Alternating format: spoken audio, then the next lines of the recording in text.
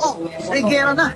Israel, America versus Iran. Kinwestiyon ni former COA at COMELEC Chair Attorney Rowena Guanzon ang kahandaan ng Administrasyong Marcos Jr. sa sumiklab na gyera sa Middle East. Ang nakakatakot pag sumali pa si Putin dyan sa Iran, eh baka mag-World War III na. Hello, Mr. President, sir. Tanghali na po. Kung din na ba ninyo ang National Security Council? Nabilang na ba ninyo ang ating mga oil reserve dyan? Ay, sabi nga na isang friend sa akin, wala na palang oil reserves. Kasi pinrivatize na ng gobyerno ang itong lahat pala na may-ari ng oil na yun ay private. O ayan mga kababayan, simula na po ang pagtataas ng presyo ng oil. Kaya makokontrol na naman. Pag konti kasi supply, chance na ng isang makapangyarihan at na gobyerno, strong ng desire sa corruption.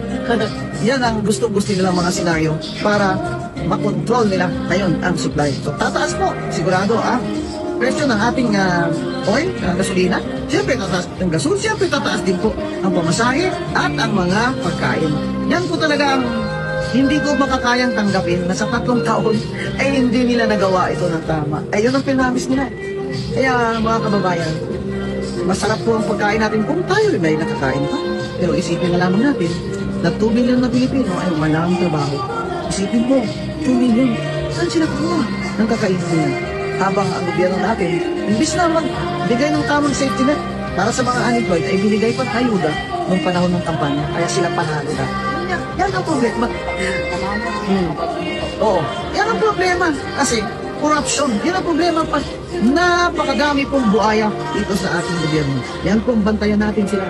Bantayan po natin sila. May 3 taon po, pero huwag po kayong magsawa na magbantay sa gobyerno natin dahil nagbabayad po tayo ng risk at nakasalay dito ang future ng ating mga anak. Hindi po ba? Lalo na po mga trabaho.